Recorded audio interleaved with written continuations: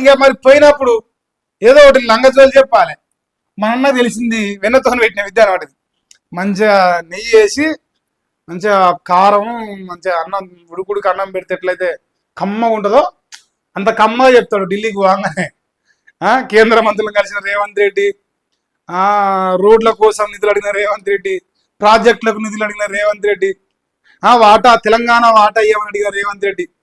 మంచిగా ఎన్న పోసి తినడం అంటే అట్లా ఉంటుంది. సో ఇప్పుడు వండిని చూసుకోరా ఇంక ఏం చెప్తాడు. అదనపు ఐపీఎస్లను ఇవ్వండి ఏమంటుండే ఇప్పుడు, అదనపు ఐపీఎస్లను ఇవ్వండి. అందుకే పోయినా నేను ఢిల్లీకి, దానికే పోయినా. నా దోస్తు గారికి రాజ్యసభ సీట్ కోసం నేను పోలే.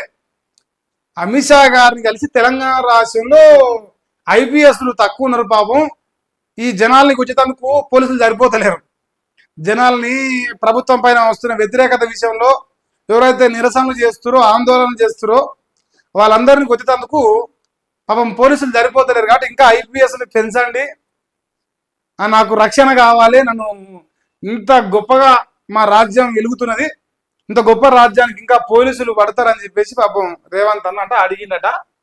సో ఇక కేంద్ర హోంమంత్రి అమిత్ షాకు సీఎం రేవంత్ రెడ్డి విజ్ఞప్తి చేసిండు. కొత్త సవాళ్లు అవసరాల నేపథ్యంలో పెద్ద సంఖ్యలో ఐపీఎస్లు కావాలని చెప్పేసి అంటున్నట.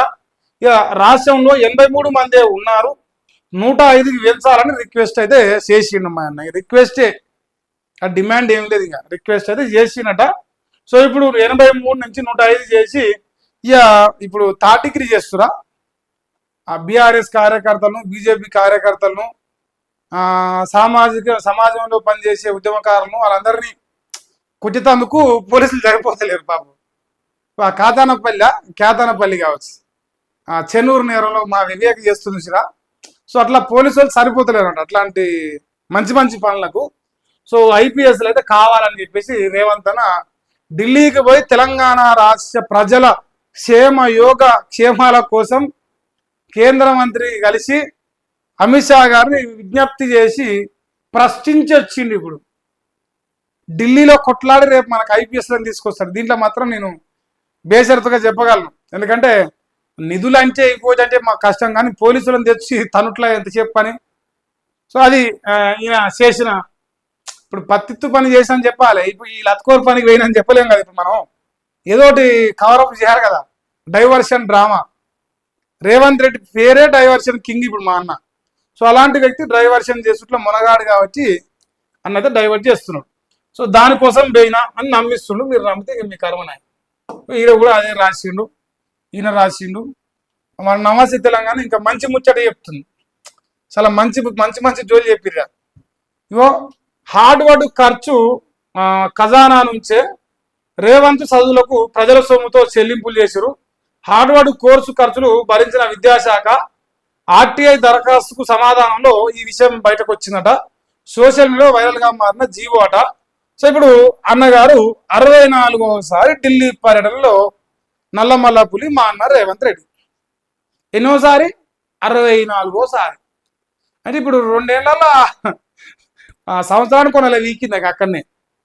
ఇంకా మీరు రాసి పెట్టుకోవచ్చు ఆ లెక్కన. సో ఇప్పుడు 64 సార్లు పోయినట. ఇక మరి ఇప్పుడు ఈయన రాసిండనా ఇదే ముచ్చట, ఈయన రాసిండు. సీఎం సర్టిఫికేట్ కోర్సు ఖర్చు అంతా విద్యాశాఖ అన్న అమెరికాకు పోయింది కదా. ఇప్పుడు దాని పేరు ఏం పేరు, మెస్సీ మెస్సీ మెస్సీ మెస్సీ అని కుక్కలెక్క మొత్తుకుని చూసినారు. సో ఇప్పుడు ఆ మొత్తుకున్న దానికి తెలంగాణ రాష్ట్ర ప్రభుత్వమే లేదంటే సింగరేణి భరించింది 100 కోట్ల రూపాయలు. మళ్ళీ ఏదో నీ పుక్కొచ్చిన కళ్ళ కట్టుకొచ్చింటే ఆడిపోయిన ప్రజలు కూడా మరి తెలంగాణ రాష్ట్ర ప్రజలు సొమ్మే పెడుతుంది. అలా ఏ జాగి రూపాయి పెడతలేడు. చెప్పిండు, మొదట చెప్పిండు, నీవేమన్నా తెలంగాణ ప్రజలకు లేదంటే ప్రజలకు రాజకీయ నాయకులుగా ఉండి మేము మా గురువుగారు మా boss Chandrababu Naidu heritage company అమ్మేమని ఇస్తామా, లేదంటే నేను జూబ్లీస్ ప్యాలెస్ అమ్మేమని ఇస్తానా? జనం సొమ్ము జనానికే ఇస్తాం, కావాలంటే ఇక జనం సొమ్ము దొబ్బి తింటాం. కాబట్టి అన్న చెప్పినట్టుగా చేస్తున్నాడు. ఆనాడు ప్రతిపక్షంలో ఉన్నట్టు చెప్పిండో దాన్ని ఇప్పుడు అమలు చేస్తుండు. సో జనం సొమ్ముతోని అన్నట్టు సర్టిఫికేట్ తెచ్చుకున్నట్ట. అదొక ముచ్చట. ఇక తర్వాత మరి ఇప్పుడు అన్న చెప్పినా కదా, ఇక్కడ ఇంకో స్టేట్మెంట్ వచ్చింది. మావోయిస్టు రహిత తెలంగాణే మా ప్రధాన లక్ష్యం, నక్సల్స్ లొంగుబాట్లు పునరావాసంపై అమిత్ షాతో సుదీర్ఘంగా చర్చించాం, కేంద్రం నుంచి పూర్తి సహకారం అందించాలని కోరిన, భద్రతా బలోపేతంపై కేంద్ర హోంమంత్రితో సమీక్షించడం, నక్సలిజం అరికట్టేందుకు ఉమ్మడి వ్యూహంతో ముందుకెళ్తాం, రాష్ట్రానికి రావాల్సిన నిధులు పెండింగ్ అంశాలపై చర్చించా ముఖ్యమంత్రి రేవంత్ రెడ్డి. సో రాష్ట్రానికి రావాల్సిన నిధులు పెండింగ్ ఇంకేందో బిల్లుల ఏదో ఒకటి మొత్తానికి చర్చించింది, సంతోషం. మరి మా నియోజకవర్గాలకు రావాలని నిధుల సంగతి ఎప్పుడు చర్చిద్దాం సారు? దేశంలో చర్చిస్తున్నాం మంచోనే, 29 రాష్ట్రాల్లో మా పాలు మాకు ఇరని అడుగుతున్నాం. మరి 119 నియోజకవర్గంలో మా పాలు కూడా మేము అడగాలి కదనే. 6 లక్షల కోట్ల బడ్జెట్ 2 సంవత్సరానికి 3 లక్షల కోట్లు, ఓ 2,80,000 కోట్ల అప్పు, అది 3 లక్షలు దాటవచ్చు ఈ పాటికి. సో దాదాపు 9 లక్షల కోట్ల పైసలు ఎటు చచ్చినాయి? మాకైతే ఏ నియోజకవర్గం రాలేదు. 9 లక్షల కోట్లు డివైడ్ బై 119 వచ్చినా మా లెక్క మాకు రావాలి బరాబరుగా. మాకెంత వస్తుందో ఎవరెంతో వారికి అంత.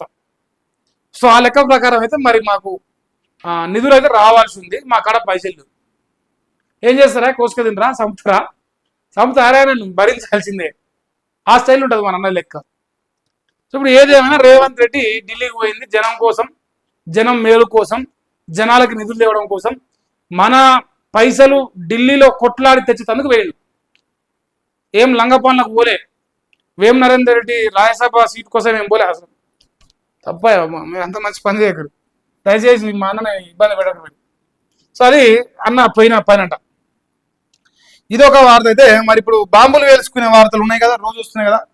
మరి అలా బాంబులు ఎక్కడ వెళ్ళినాయి ఒకసారి చదువుదాం చూరా ఏమైంది. సో ఇలా బాంబుల జోలి అన్ని పేపర్ల యాజ్ ఇట్ ఈస్ గా రిపీట్ అవుతుంది. సో ఒకసారి చూద్దాం. ఇరాన్ యుద్ధ నౌక పేల్చి వేసిరట. శ్రీలంక దక్షిణ తీరంలో అమెరికా మెరుపు దాడి చేసింది. 87 మంది చనిపోయారు, 61 మంది గల్లంతయ్యారు ఒక్కటే అటాక్ల.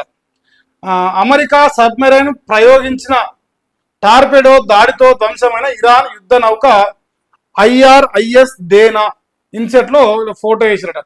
ఇటీవల విశాఖపట్నంలో జరిగిన ఇంటర్నేషనల్ ఫ్లీట్ రివ్యూలో పాల్గొన్న ఏమంటారు యుద్ధ నౌక అని చెప్పేసి రావడం జరుగుతుంది.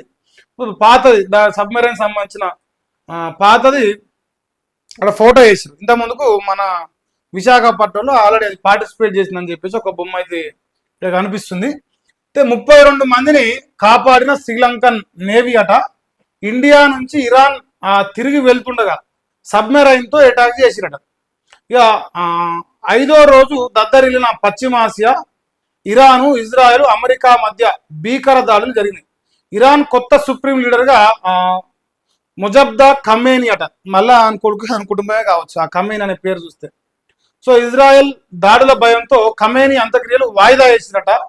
మరి ఇరాన్లో 1045కు పెరిగిన మృతులు అని చెప్పేసి వస్తుంది. నిన్న 700 చిల్లర ఉండే చనిపోయిన వాళ్ళు లెక్క, ఇలా 1000కి దాటింది. మళ్ళీ ఇలా 200 మంది పెరిగిరు. ఈడ ఇప్పుడు ఏదైతే అటాక్ జరిగిందో ఇది దాదాపుగా ఇండియాకు దరిదాపులోనే జరిగింది. ఇప్పుడు నిన్నమాట దాకా అది విశాఖపట్నంలో ఉండి ఇప్పుడు ఇరాన్ పోతా ఉంటే అటాక్ చేసేసారు. దాంట్లో దాదాపుగా ఇప్పుడు 87 మంది చచ్చిపోయారు, 61 మంది గల్లంతు. ఇక వాళ్ళు కూడా అన్నట్లే ఆల్మోస్ట్. సో ఇప్పుడు ఇంకా మరి ప్రపంచం మొత్తం ఈ దాడుల వైపు, ఈ అటాక్, ఇది యుద్ధం వైపు చూసి 3వ ప్రపంచ యుద్ధం వస్తున్నదని చర్చలు జరుగుతున్నాయి. ఈ సావుడు మాత్రం ఆగుతలేదు. మావోన్ కాడ అయిపోయినాయట, పొద్దుగాల నుంచి రాస్తారు. ఒక్క నిమిషం, మా ట్రంప్ గాని కాడ మిసైల్ అయిపోయినట్టనే పాపం. మా నిన్న మొన్న ఉక్రెయిన్కి ఇచ్చిండు, ఇంకోనుకో ఇచ్చిండు కాబట్టి పాపం మావోన్ కాడ మిసైల్ అయిపోతున్నాయట. ఇరాన్ యుద్ధ నౌకపై అమెరికా దాడి, శ్రీలంక సమీపంలో జలాంతర్గామితో ఎటాకు, సముద్రంలో మునిగిన నౌకలో 140 మంది పైగా సిబ్బంది గల్లంతయ్యారు. ఇక అంతా దేవుని దండం పెట్టినట్టే. ఇలా బొమ్మ వేసి ఈయన కూడా గదే వేసిండు. సో గట్టిన అటాక్ చేసిరంట. ఇక మరి ఆఖరి మధ్య రాసిరు. చిన్న ఆయుధంతో అమెరికాకు దెబ్బట, ఇరాన్ వ్యూహాత్మక యుద్ధం అట. చవకైన షహీదీ డ్రోన్లతో అమెరికా స్థావరాలపై దాడి చేస్తాడ. వాటిని అడ్డుకునేందుకు అమెరికా భారీగా ఖర్చు పెడుతుంట, వేల కొద్ది వాడేయడంతో అమెరికా మిత్ర దేశాల వద్ద తగ్గిపోతున్న ఆయుధ నిల్వలట. సో ఆయుధ కొరత నిజమేనన్న పెంటగాన్ నివేదిక లీక్ అట. రక్షణ ఉత్పత్తుల కంపెనీలతో భేటీగా అన్న ట్రంప్ అట. సో మావోని కాడ ఆయుధాలు అయిపోతున్నాయి. ఇక ఎప్పుడు చూడు ప్రపంచంలో ఏదో ఒక దేశాన్ని నాశనం కూడా మావోని పని కాబట్టి పాపం మావోని కాడ ఆయుధాలు అయిపోతున్నాయంట. మరి వాడేమో తక్కువ ఖర్చులో ఎక్కువ అటాక్ చేస్తుండు ఇరానోడు. మరి మాకానే ఎక్కువ ఖర్చు అవుతుంది, మరి అందరు కలిసి కూర్చొని ఇంకా రక్షణ ఉత్పత్తులు పెంచి ఇంకా మళ్ళీ ఏదో ఒక దేశం తెలాడుకొని మళ్ళీ బాంబులు వెళ్తామని చెప్పేసి వాడైతే ప్రయత్నం చేస్తున్నాడు. సో ఈ పంచాయతీ అయితే ఆగేటట్టు ఏం కనిపిస్తుంది ఇప్పుడంతలా. సో మనం ఇక మరి మళ్ళీ తెస్తే మళ్ళీ చేరు ఇక్కడ ఇండియాలో ఇప్పుడు హైదరాబాద్, కలకత్తాల, జమ్మూ కాశ్మీర్లో అయ్యి అసలు బా ఎంత పెద్ద దేశభక్తులు, మామూలు దేశభక్తులు కాదు. సో ఆ దేశభక్తులంతా మరి ఏడ్చేతందుకు మరి ఇంకా చాలా రోజులు టైం పడుతుంటే కొడుతుంది. ఇప్పుడంతా ఆగుతట్టు ఏం కనిపిస్తలేదు. అన్ని పేపర్లు ఈ వార్తను కవర్ అయితే చేసిరా.